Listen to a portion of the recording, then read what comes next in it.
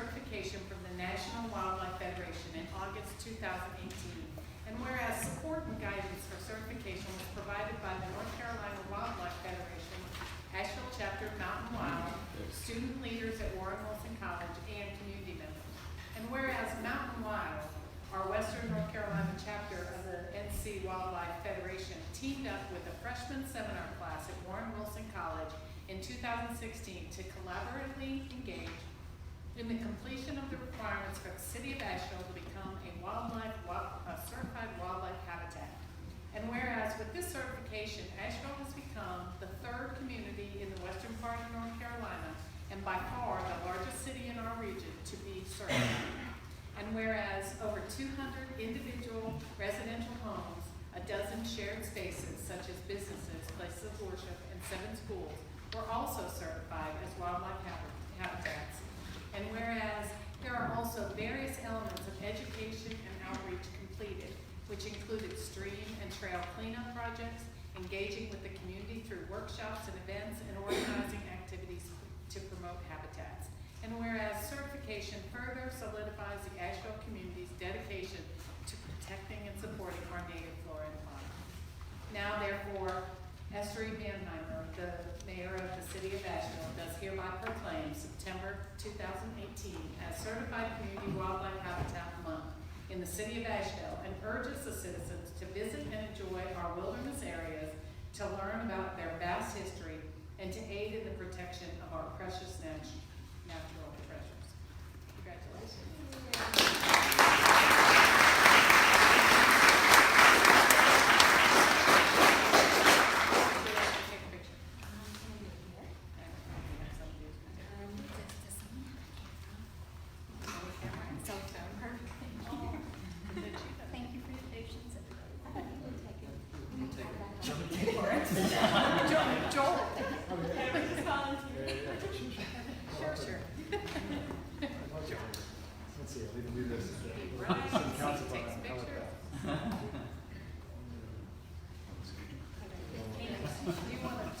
Speak at all about how people can get more information or become certified individually? Yeah, that'd be great. Hi, thank you all. So we are very excited about this. This awesome group of people here went around to a whole bunch of people in the area and got all these homes as part of the wildlife habitat community. And if you'd like to learn more or be involved, check out the Mountain Wild website, and that is mountainwild.org. Yes, and we would love to tell you more, so come and chat with us. We are working on building our own network here of people who love wildlife and the environment. And we're also on Facebook, of course. Our website is mtnwild.org, and there are a lot more homes in Asheville which haven't been certified. We also certified several churches, businesses, quite a number of schools, and it's really a wonderful thing to do. You will find that you have neighbors that are more wonderful than you've ever imagined. We already have theirs, and we know that, but there are quite a few others that will be attracted. So we're very proud of this, and more importantly, we're proud of the various neighborhoods in the city. Thank you for the honor. And you don't have to mow as much. That's true. Thank you very much. Thank you.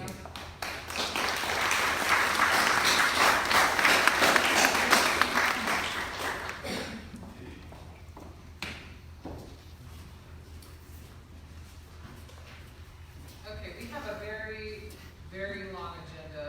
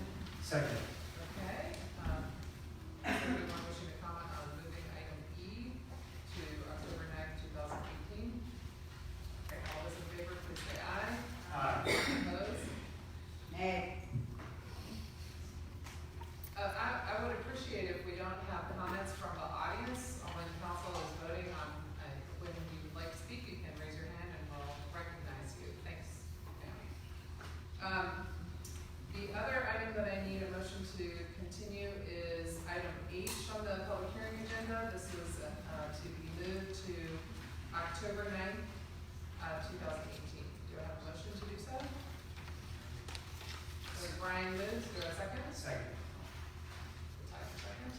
All right, is there anyone wishing to comment on the motion to continue item H on the public hearings agenda to October 9th, 2018? All right, all those in favor, please say aye.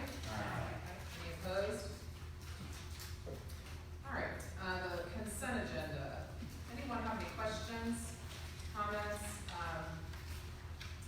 regarding the consent agenda? I have a note about the item W. Did anyone have a question about? Just, I don't know, the only thing I want to do here is if Barbara's here, just to kind of explain that, if she take a minute to do that, given the amount, that is in there.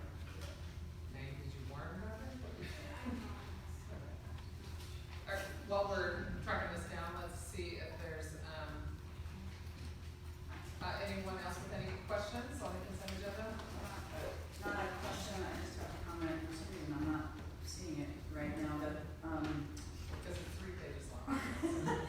one of the items on our consent agenda is an agreement with, Chris and Jessica Larson for an easement over city property, and, I just wanna, disclose that they are my neighbors, they are my current neighbors, but I have not had any conversations with them about this project and didn't know anything about it until I read the report, so just disclosure. And then, also just a comment that I wanna just make sure that people are seeing, because the consent agenda is so long, that there are, I think, 3 really important things in here related to the city's equity work.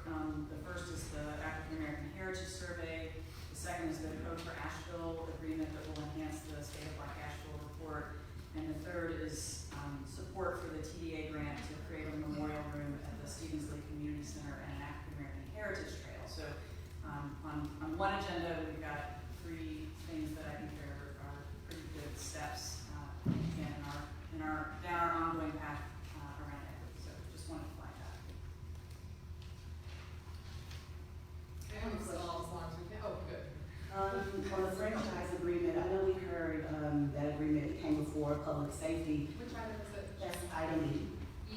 Maybe. E, I'm sorry. But I was wondering, why the multimodal commission didn't hear that, that agreement, since they specialize in various modes of transportation. Okay, so possible one is. on the franchise agreement? Yes. Do we have someone, yeah, we've got like all the staff in reserve, they're in a holding tank. I have another question too about item F. The matching grant for the North Carolina Historic Preservation Office for the African American Heritage Research Survey. I was wondering, why didn't we match that dollar for dollar? Because it mentioned that there's a vast amount of, historic resource that has not been surveyed, so I just thought that $19,000 was just like a drop in the bucket.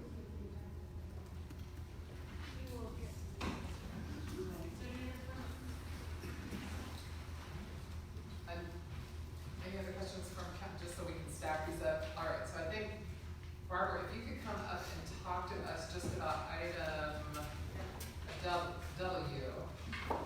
And I was thinking just that. To explain what that is. The $40 million. 40 million. Yes, okay. The water department, the water resource fund, they have a long-term plan for all of their assets. And one of their key assets is the North Forks Dam. Obviously that holds in a reservoir. They are redoing the spillway of that dam to improve the safety and, bring the dam back up to where it needs to be functional. The amount that we anticipate that it's gonna cost in total is a little less than $40 million, but this is our bond order is the not to exceed amount, so it's not to exceed $40 million altogether. And that's something they've been planning to do for 15 or 20 years. So this is a long-term thing, it's already built into the rates. There is not a sudden rate jump that anyone's gonna see, it's built into the existing plan already.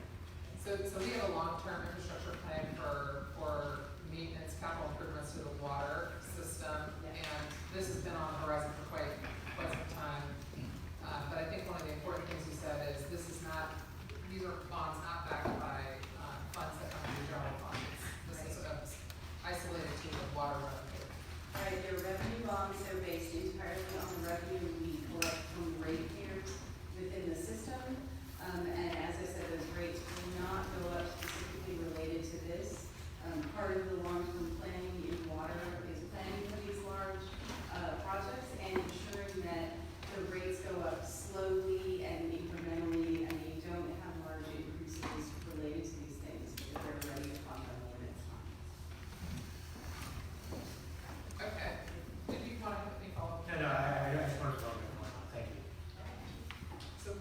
have, I think, Ken, if you could come talk to us about item F.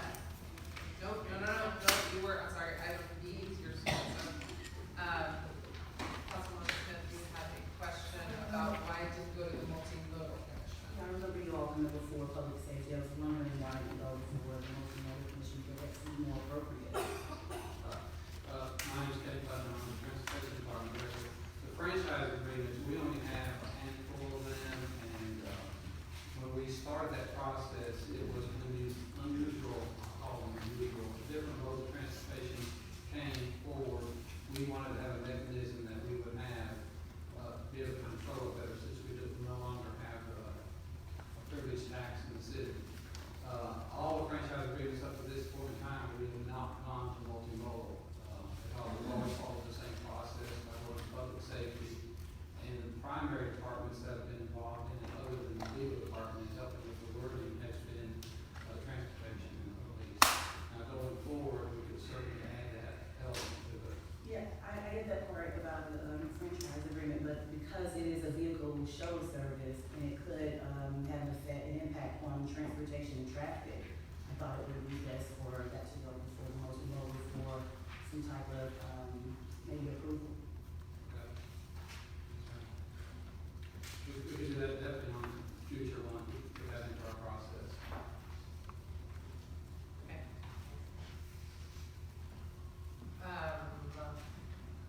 Do you want it, I mean, if you want, we can pull it off and send it to multimodal. Sure. It's already been adopted on the first reading, this is just, Oh, it's second now. second reading. So you've already adopted it on first reading, but. Well, I assume it's a franchise agreement, Ken, like our other ones, which are terminable, 30-day notice, no pause. I assume that that's the same. in this Yes, agreement? all those conditions are very same for all of them. Okay, I mean, so we could keep it on, I mean, or we could continue the second reading and have multimodal look at it, but knowing we're sort of in this limbo state. So can we go to full item B and have multimodal look at it and they give it the green light? That's fine. Great. Okay, we'll do that. Is that all right, everyone? Okay. I think the popsicle definitely also needs to go. That's a franchise. All right, so the other question, Stacey, I see you're here, is F1, F2 regarding the matching grant, which isn't exactly matching. And so the question was around, why isn't our match 12,000? Why is it 7,000? Okay, thank you. I'm Stacey Martin, Director of Historic Resources. Typical process for those type of grants is a 40-60 match. So we actually asked for 40%. It ended up we didn't get the full amount from the state, so we're actually matching it more than 40%. But we can apply for an additional grant in the future. So just to follow up on that, I think your question was, should the city be contributing additional funds to this? You're saying that the ratio is supposed to be 40-60 with the anticipation that they're.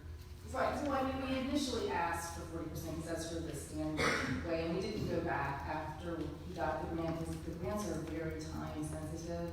We really need to get it approved because there's only a year to get the work done, because it's a federal pass-through grant. So I guess what I'm suggesting is that we anticipate that we may apply for another grant next year, and so there will be another opportunity to get grant money in the city match. And if at that time, we could ask for more. But we typically, it's just that typically since the requirement is 40-60, that doesn't mean that we can't contribute more. That's not the typical requirement. Does that make sense? Is it, tell us, is there any committee that's reviewing the grant, these types of grants?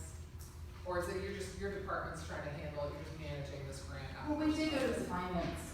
Okay. Okay.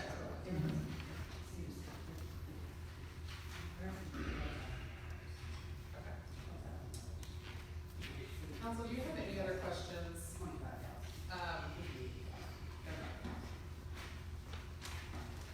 Any other questions from anyone on council regarding the consent agenda? Okay, do I have a motion? Excluding item B. I move to adopt the consent agenda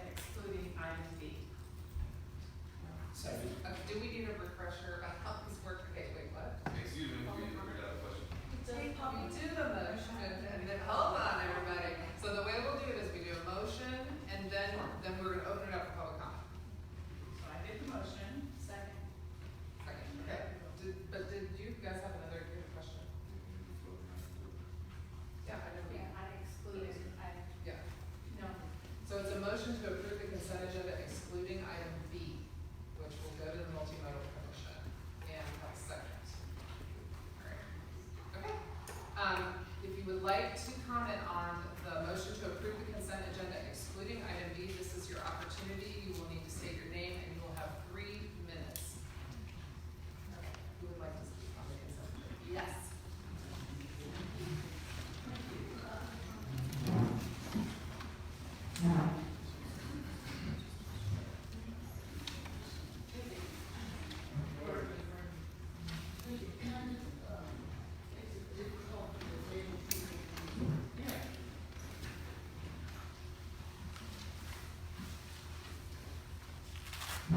My name is Jan Cubanet, and due to the fact that I've been a 40-year resident on Reservoir Road, primarily up until recently the only resident on Reservoir Road, I did want to comment on the easement to the Larsons, which I'm very happy to have a neighbor for multiple of reasons, but I'd also like to note that Reservoir Road was actually taken by inverse condemnation back in 1970 by Perry Alexander and numbers of developers who wanted to develop through there. The section by my house, which my house is a historic property, as far as I know, can never be widened. I'd just like to state that so that I don't take any more verbal abuse and attacks and so on and so forth. But otherwise, I think it's wonderful to have a neighbor. Anyone else wishing to comment on the motion to approve the consent agenda? Okay, if not, council, all those in favor, please vote aye. Aye. Any opposed? All right, we're down to presentations and reports. We have a number of presentations and reports. Just so everyone knows, we allot 10 minutes for a presentation, and unless council is asking questions, and it goes over, but the presentation is limited to 10 minutes. We do not take public comment during the presentations section of our agenda.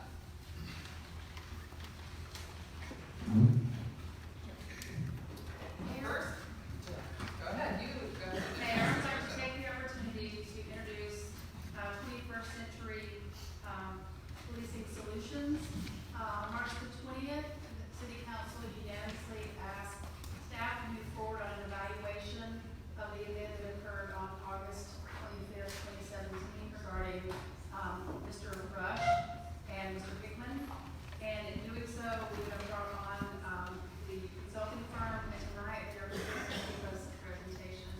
I would like to acknowledge the 2 individuals that are here with us tonight. Commissioner Ramsey. Commissioner Ramsey has, just by way of introduction, has led the 4th largest police department in the country, the Philadelphia Police Department. He's also served as the police chief of the Washington, D.C. Police Department, as well as the deputy superintendent of the Chicago Police Department. Commissioner Ramsey was also asked by President Obama to serve as the co-chair of the President's Task Force on 21st Century Policing in 2015. He will be accompanied by Mr. Sean Smoot, and they will be doing the presentation tonight.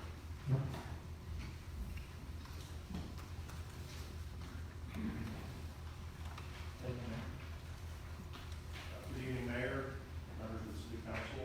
My name is Sean Smoot. I'm a principal consultant with 21st Century Policing Solutions. I'm joined tonight with my partner, Charles Ramsey, retired commissioner. I also served with Mr. Ramsey, president of 21st Century Policing, and I was the lead on the assessment team that worked on this project.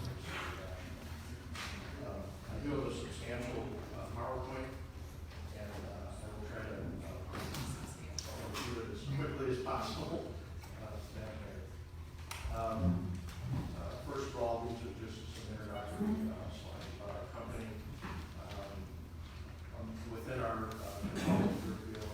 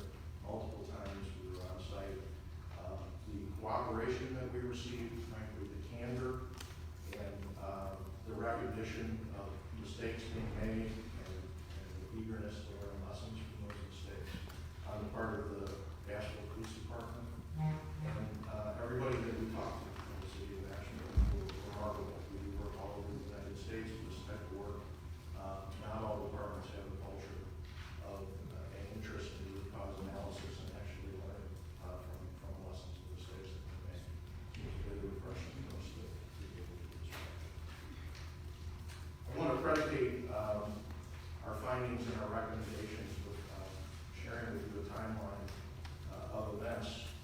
And I won't go through each of these events for you that are on the slide, but I want to also add some other dates of significance that are not included in the slide. First of all, I think it's very important to know that the use of force that occurred against Mr. Rush happened in midnight shift between the 24th and 25th of August. On the 25th of August, the complaint was made with the police department. An internal investigation was immediately started. The officer involved was immediately placed on administrative duty and stripped of his police duties. And a review was ordered shortly thereafter of his previous body-worn camera data for the proceeding list for which the data was available. Some things that are not included in this timeline that I think are important to point out to you is on September 15th, the police department provided a copy to the district attorney's office of the body-worn camera recording of the incident. And at that time, the DA was informed that the professional standards unit was conducting an internal investigation and was made aware of that investigation. On December 19th, Chief Hoover requested that the district attorney review the recording a second time, together with an additional recording that was captured by another officer's camera, and asked him to provide an opinion about whether Officer Hickman's conduct rose to the level of criminal offense. In January, Mr. Williams requested that the chief formally request the SBI, your State Bureau of Investigations, to initiate a criminal investigation into the Officer Hickman's conduct. On January 11th, a letter was sent to SBI on behalf of the Asheville Police Department requesting that they initiate such an investigation. On January 12th, they declined to do so. And on January 18th, the Asheville Police Department initiated its own criminal investigation.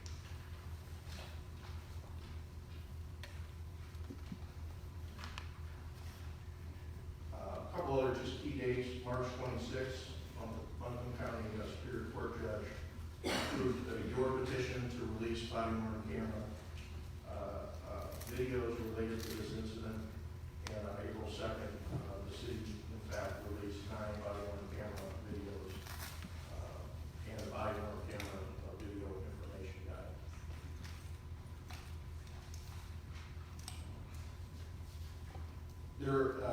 We felt it was important to make a finding with regard to the Asheville Police Department's response. And in light of the timeline that you've just seen, we felt that it was important to point out that they did in fact respond in a very timely manner. We'll get into how people got knowledge of that action in a couple minutes, but by placing the officer on administrative duty less than 24 hours after the incident occurred, the department certainly followed best practice and mitigated his exposure to the public for any future police activities. The investigation, which we reviewed entirely, including reviewing all the body-worn camera footage ourselves and recorded interviews and so forth, was very thorough. It lasted about 2.5 months, I believe, and we believe it was a comprehensive investigation. It's equally important, and I believe you all have copies of our report, and there's a more detailed timeline included in that. I think it's equally important to note that both the city attorney's office and the assistant city manager and the district attorney were all notified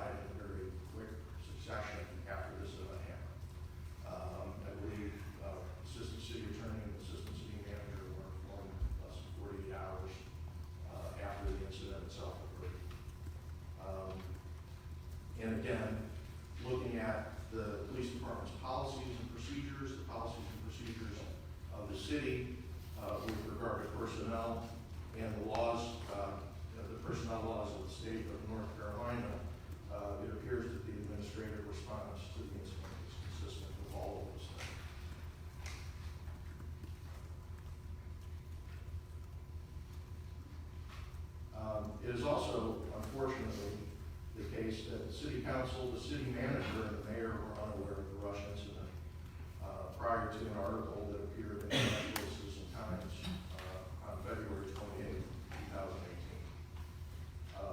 This occurred for a number of reasons, and part of our findings concluded there was a lack of a defined notification protocol within the city, within the department. So many in city government were frankly unaware of the incident and the ongoing administrative processes. I would refer you back to the timeline, and you'll know, by February 28th, Officer Hickman had been investigated. He recommended termination. He had resigned his position with the department, and criminal investigation had been requested. SBI declined to do so, and the department had initiated its own criminal investigation. All of that occurred before February 28th. And because there was no protocol in place, none of you knew about it.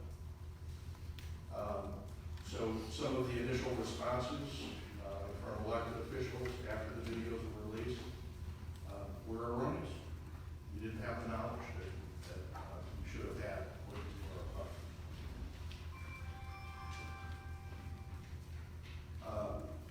We also found that the leak of the body-worn camera video was very suspicious from a timing standpoint. Again, the video was leaked after APD investigation was completed, after the chief had recommended termination, after Mr. Hickman left the employ of the city, and after the APD initiated its own criminal investigation, which was ongoing at the time. And I want to just say a couple of things. North Carolina has a statute with regard to body-worn camera information disclosure that is a real hindrance to police departments, to their ability to meet the public's expectation for transparency, and especially with regard to transparency when there are incidents that occur that are of great public interest, whether they're good or bad. As of October 2016, you have to have a court order to release body-worn camera footage. That's a hindrance to both the department in terms of credibility, but also police legitimacy across the state.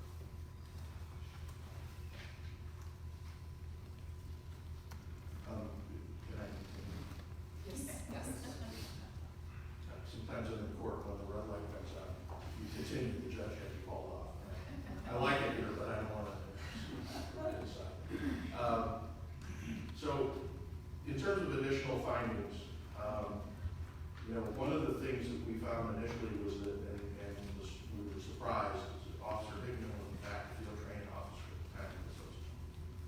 And that led us to get into the department's policies and procedures and screening of FTOs. Officer Hickman had a documented history of inappropriate behavior, and certainly should not have been responsible for training new officers at the time this occurred. There also is an issue with regard to other officers having the ability to intervene. We found that in reviewing the body-worn video prior to this incident, in the audit that was done, there were several opportunities for officers to intervene with Hickman, and they did not do so. Third, we found that both the officer and the sergeant did not communicate to emergency medical services that multiple taser cycles had been applied to Mr. Rush, which is a violation of the department's own use of force policy.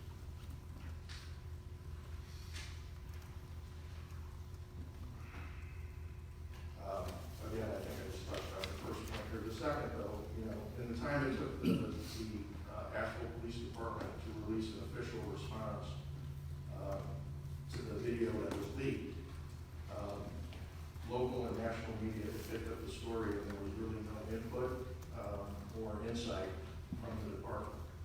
And so the story that took off was a story that wasn't really based or rooted in fact, because if it happened, with all of the information that was included in this timeline, all the things that had occurred before the video became public, would have also been part of the story. Let me get into our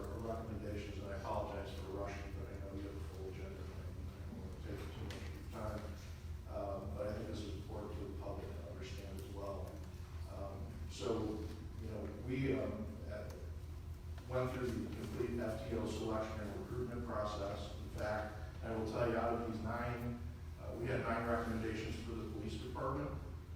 7 of them have already been implemented or in process of being implemented. There's a couple that are outside of their ability to do on their own. Excuse me. But they have revised their FTO selection and recruitment process.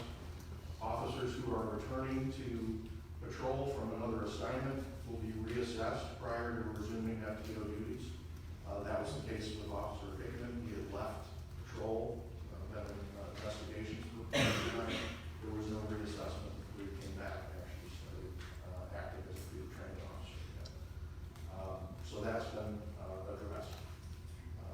APD will routinely assess its early intervention system triggers, adjusting them when necessary.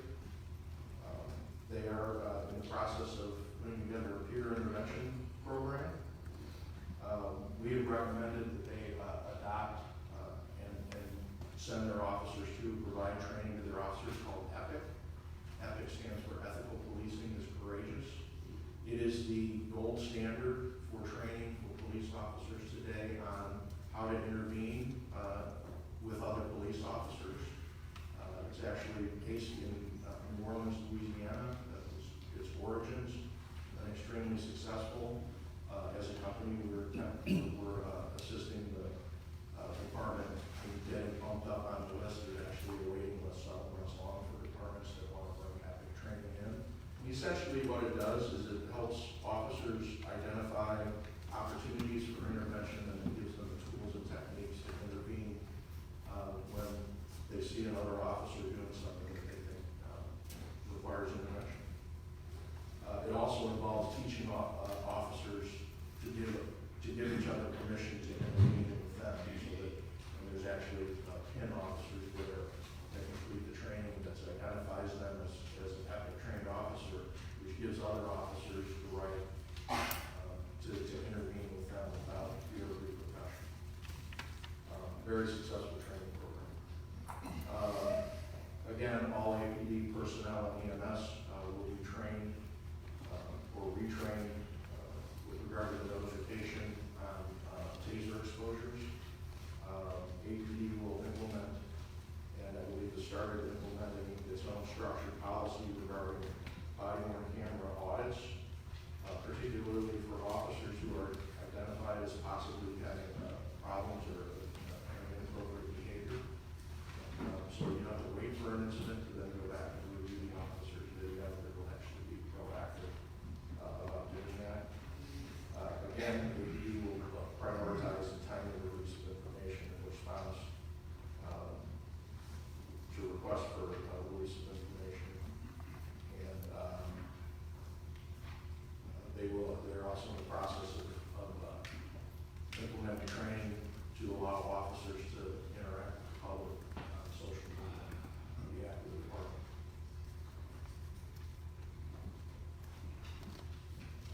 With regard to the recommendations for the city, and I know that the acting city manager and acting assistant city manager have been working on this process as well. We've had a number of discussions about it, but establishing very clear protocols for when individuals at different levels of city government should be informed about particular types of events. There must be a good crisis communication protocol in place so that the appropriate folks, both in the city administration and amongst the elected officials, can be informed when these types of events occur. And I believe that the city is in the process of implementing a crisis communication policy within the city council, the city manager, and the mayor's offices, coordinating press releases, correspondence, and so forth, in concert with the police department. We also recommended that the city consider retaining a firm to provide crisis response services in the future if they are needed. And finally, we recommended that the CSP process be streamlined and focused on whether the act that an employee is accused of committing has actually occurred, and whether the employee's adverse employment recommendation is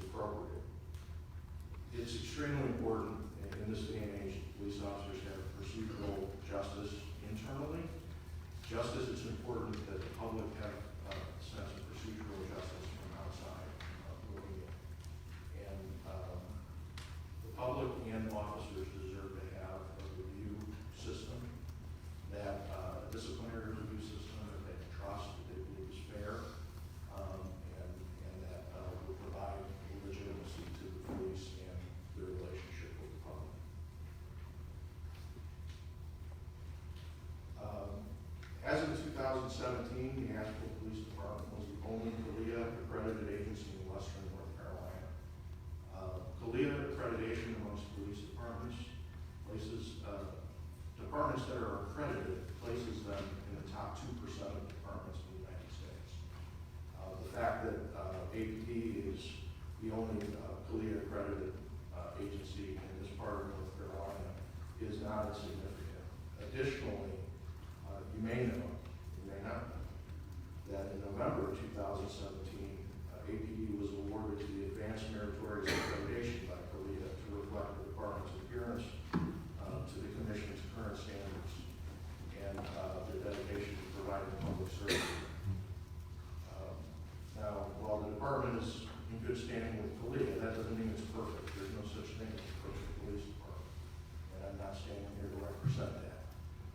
But I think it is important to give the men and women who provide you with police service credit where credit's due. Clearly, mistakes were made, opportunities were lost during this incident.